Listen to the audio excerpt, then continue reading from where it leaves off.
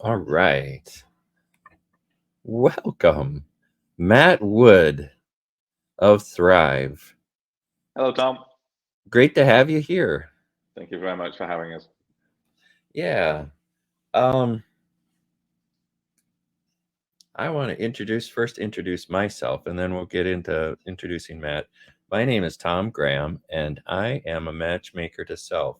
I connect people with themselves, and in that, creating a space for transformation in their business and success with their business. So, welcome, Matt and Thrive.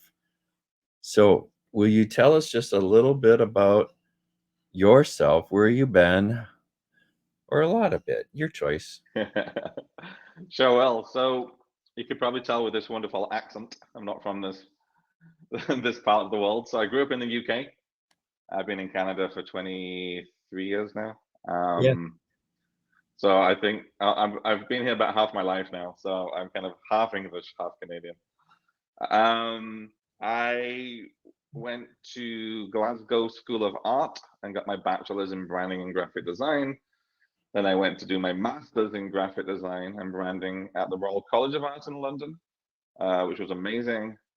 And then been working in that industry ever since. I now live in Prince George in northern BC with my daughter, and we run a brand strategy graphic design studio. So we do everything from strategy, which is really important, and we'll get into that in a few minutes, and then all the way through to your marketing materials, everything that you need to market your company, and it's great having awesome strategy, it's great having an awesome website, but if nobody knows about you and you're not getting the word out there, then what's the point? So we do the whole process, and are really there for our clients, making sure that everything that we do is about understanding the target audience and giving them what they want. Awesome. Yeah, Just want to make sure I caught all those words. Understanding the entire something audience, and I missed a word. target audience. Target audience. I thought you said tiger, and I was like, "Ooh, I like that tiger audience." we Arr, we are the wildlife. nice. Oh, it's funny. So, yeah, this is great. So, help me understand just a little bit about what is Thrive and what is why does a business what's your business intend to satisfy? Great question. So we help clients connect on a deeper emotional level with their target audience. Um, this helps you differentiate from your competition. It increases loyalty to you, which is huge, obviously, Mhm. and gives them a reason beyond the product and service to do business with you. And emotions are a really big one, and a lot of people, talk, oh, feelings, ugh, right, or don't like to talk about emotions. But 95%, which is huge, of all our purchasing decisions happen in our subconscious part of the brain. Oh, wow. Um, yeah, right. It's massive. Like we do our research. We'll talk to other people. We'll read testimonials. But at the end of the day, it's about how something makes us feel, which is what we base our purchasing decisions on. Let me give you an example. Sure. Think think about a car, right? Yep. There's lots of different competition out there. You live in a bigger city, even more competition. But if we buy on emotion, are people buying a car with extra airbags or like extra features because it makes them feel safe? Is that why, for example, they're buying a Volvo? Is it a car with extra horsepower that makes them feel rebellious or youthful? Right? Is that why they're buying, like a sports car, that type of vehicle? Yep. Is it a vehicle with a large trunk and has lots of storage possibilities, which has them feel like, okay, so when they're taking the family of 4 or 6 out, there's lots of room to put everything in the car when they go camping. Does that give them peace of mind?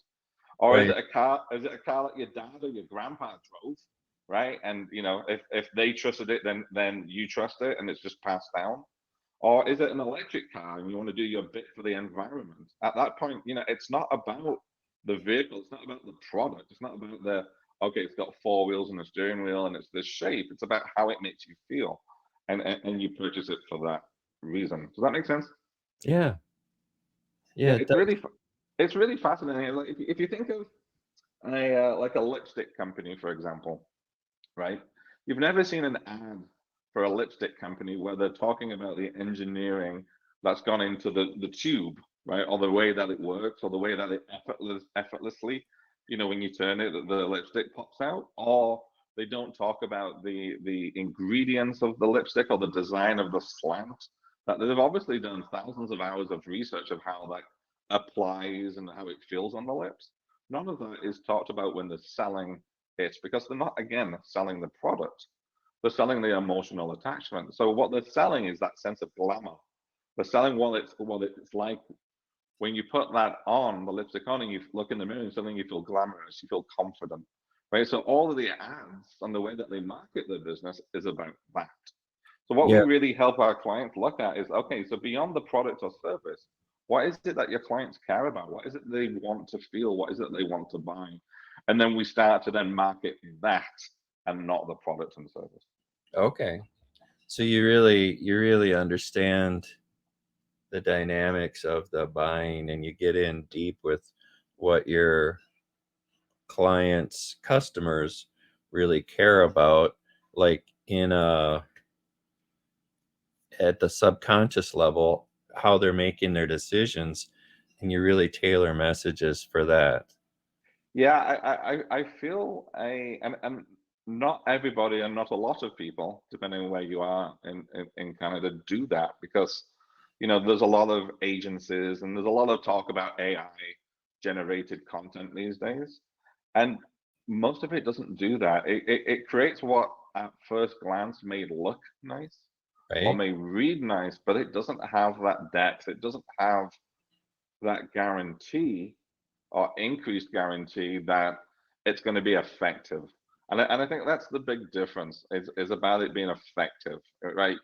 You can create a good looking logo, you can create a good looking website, but is it going to sell your product or service to your target audience? Or is it just going to look nice? And I think Right? that's the difference, right? It's like buying a beautiful looking sports car, right? If you're going to say buy a Ferrari, right? You know that inside that Ferrari there's going to be a really good engine, right? But if you bought something that looked like a Ferrari but it has an engine of a Civic, a Honda Civic, you'd be like, hold on a second, this it looks nice, but it doesn't perform. And I think that's the big difference with Thrive is it's that strategy portion of making sure what we design when we get to that point in the process, when we Yeah. come to designing stuff, that we know it's going to be effective because we understand the audience, we understand what the client's trying to sell beyond the product and service, and then we bring those together. Right. And what I heard you say, you didn't say specifically, at least I want to verify, is that you're able to evoke an emotion in your ads that actually really resonate and hit home. Well said. Yeah, and it's everything. It's not just the ads. It's how the person answers the phone. It's the writing. It's the tone of voice in the writing. It's how people talk to you, and also the internal culture too, right? There's a big issue right now of finding employees, right? Oh What is yeah. it that employees want? How are they connecting to the company? Right? What's the bigger picture and the vision that they're emotionally connecting to? Why should they work for you when they have options? So it goes it filters into every molecule, let's say, of the business, and not just from a marketing point of view.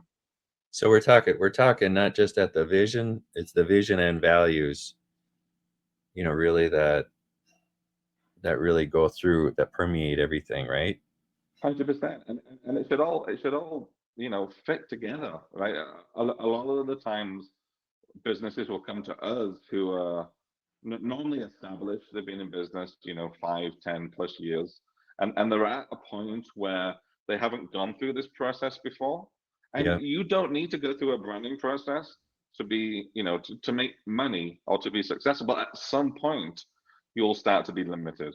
right? At some point, your growth will reduce. At some point, you'll grow to the point, or where you're suddenly not getting business as much as you were. And that's the process that we go through. It can be very insightful to organizations to look at. Oh, okay, this is what we need to be doing. This is where we need to be making changes to help them get to where they want to get to. So normally they come to us with, look, either something's broken or we want to get to this point, and Yep. how can this brand process help us get to that aspirational point in the future? Cool. And so what are Yeah, some of the services that you might provide for that? You talk about getting companies from to. What kind of services? good question. So we always start with strategy. We always sit down with the client, whether in person or over a meet application like this. And we find out, what's working well, what's not Mhm. working well. Yep. Why are we here? Like, why are we talking today? What's the goal of where you want to get to? What's in the way of that? And then start to like break it down into, okay, so what is it the client wants? Is that aligned with what you're selling and everything that I've just been talking about? We do interviews with the staff. We do interviews with the clients. If we get the opportunity, we talk to ex-clients or ex-staff, where there's some conflict, to try and understand, where the company can grow. Because again, if a company says, we're fantastic, we're amazing, but everyone else is saying you're not, that's your reputation. It doesn't matter what you're saying, right? It all matters what everyone else is saying. There's a great phrase, which is, your brand is not what you say, it's what people say when you're not in the room, Aha. right? It's an awesome phrase. So we start to look at, what are people saying about you when you're not in the room, and Right. often they align, and that's great. And sometimes with a little nugget or a little gem of, oh, there's an opportunity for growth, or sometimes it's completely wrong, and we pull things back and take a look at the bigger picture of, okay, why are they saying this when you're saying that? Yeah, yeah.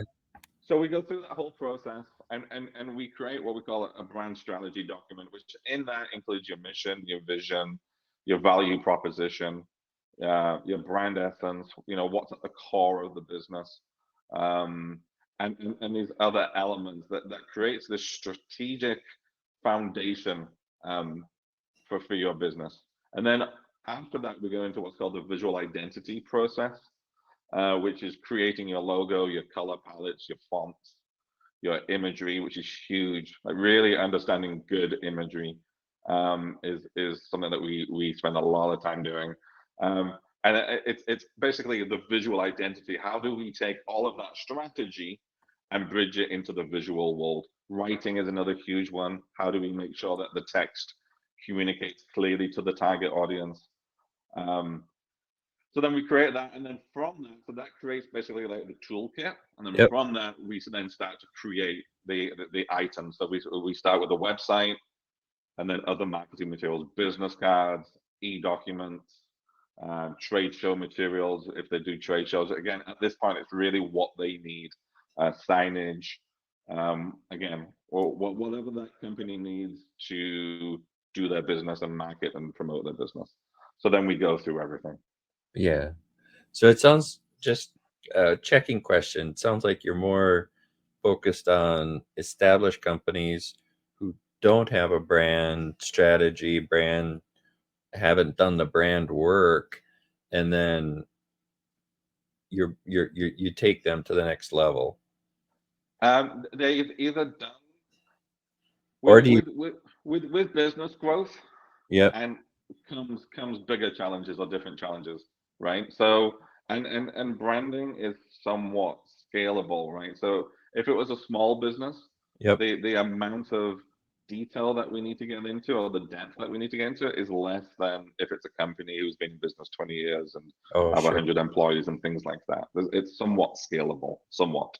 Yep. Um, so we don't tend to work with newer companies, purely because we'd love to, but purely from a pricing point of view and the amount of time that it takes. That Yep. tends to price us out of the market. So they tend to be businesses who are established, doing about $1 million, tend to have like about 10, 20 plus employees, that type of That type of is the starting kind of range. And but maybe they've gone through branding before, but again, they've got to a point where they need to like rethink that strategy because now they're in a different situation, or they haven't done any of it, and that they're in a position where that they're having challenges. For example, we worked with a local engineering business who, brilliant company, brilliant reputation. People loved the company. The product that they were creating was fantastic. But when they did a lot of proposals, Yep. and they were a local company, but they were doing proposals with a larger from other companies and from a larger city, and they just looked old and dated, right? Their design was just old, so they weren't getting the time of day.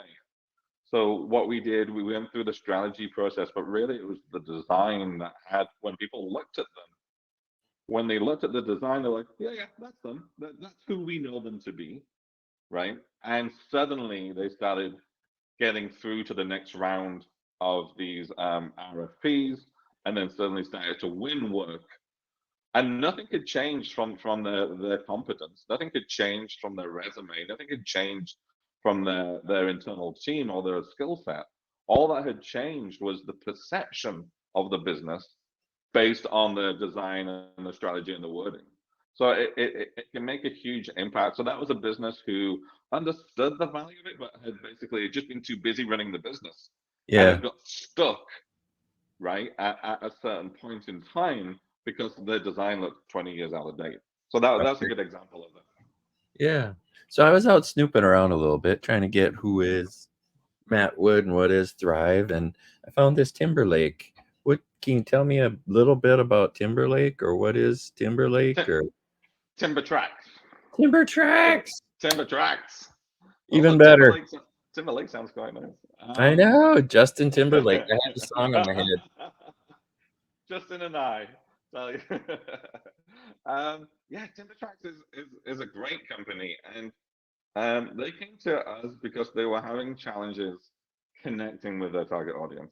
So they basically create an app that helps loggers track their time and create more accurate quotations Oh, wow. to their clients. But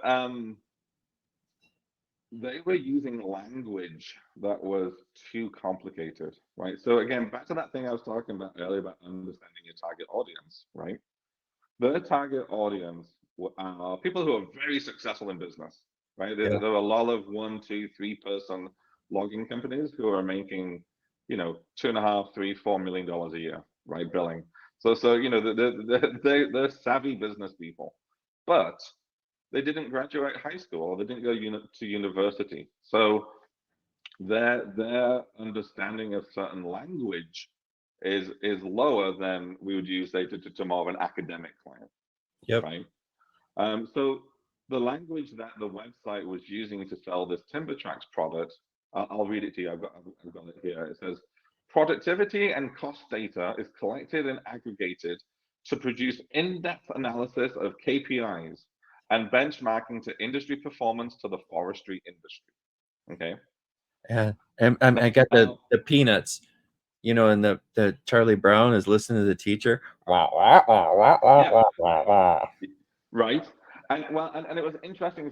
So the biggest value, we updated the design. We didn't their design was okay. It was a little daily, but it was okay. So we just polished it up. It wasn't like a start from scratch. Yep. But the biggest value that we brought to this client was through the interviewing. And when we interviewed people, everyone said, "Yeah, the owner, he's great. Like the owner of Timber Tracks. Yeah, we love him, but we don't understand the bloody word he's on about, right? Like what is the product? What we don't get it. Yeah, he's a great guy. We like him, but what is it?" So we reworded everything. So we reworded it to this: know more, achieve more. TimberTracks gives you the insights and the knowledge you need to optimize your logging business, right? So as an introduction, suddenly they're like, oh, yeah, we want to optimize our logging business. That's me. And it's insightful and it gives me knowledge. Okay, that sounds interesting. I understand what that could be. Let me click on find out more to find out more. but suddenly they were in the conversation, right? Yeah. And they hadn't exited right from the beginning. And Oh, and that's and brilliant. and from that they start, and it's great if you think about this, again, back to feelings, right? As human beings, we have so much trash talk, right? So what can often happen is if somebody doesn't understand that, they can feel stupid, or they can feel mm, distant from that company because they don't get it, right? It's rare that we are either aware of our own thoughts or own those thoughts, right? And Yeah. that's that emotional level. So so then people get angry or get frustrated with companies they like timber tracks because they don't understand it, they don't get it. So it's really important to deliver things in a way that your audience is going to resonate with and be Yeah. able to understand. And that level of writing is something that, again, it's not, when you think of graphic design or branding, it's not something that you automatically think of is, you know, okay, what do do we need to simplify this language, or the other way around? Because a Right. very, we've worked with architects and engineers, and they're on the opposite end of that. If you use text which is too simple, Yep. it doesn't impress, or it doesn't show that how deep and analytical they are, right? So we have to use a different tone and longer words and different things like that for their audience to get value in that. So it's something that we really kind of dig deep on. Awesome. Well, Mm, Matt, I just want to say thank you so much for, the time today. I really appreciate more deeply, what Thrive can bring to people in terms of clarity and insight, and really drive that messaging where people are getting the the message to their customers and making a difference. So really awesome. Thanks so much. thank you, Tom. I really appreciate the opportunity and your time as well. Yeah. And make it a great day. You too, Tom. Thank you. Yep.